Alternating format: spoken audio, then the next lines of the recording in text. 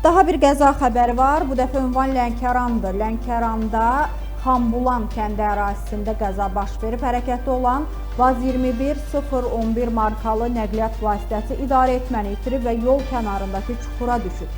Nəticədə avtomobildə olan sərnişinlər Astara rayon sakinləri 2005-ci il təvəllüdlü Zamiq Rəhmətzadə, 2001-ci il təvəllüdlü Ramik Həsənzadə və Lənkəran rayon Göyşaban kənd sakini 2006-cı il təvəllüdlü Məryəm Əlizadə müxtəlif dərəcəli bədən xəsarətləri alıblar və Lənkəran rayon mərkəzi xəstəxanasına hospitalizasiya olunublar. Daha sonra yaralılara zəruri ilkin tibbi xidmətlər göstərilib, ambulator müalicə üçün evə buraxılıblar. Faktla bağlı araşdırma aparılır.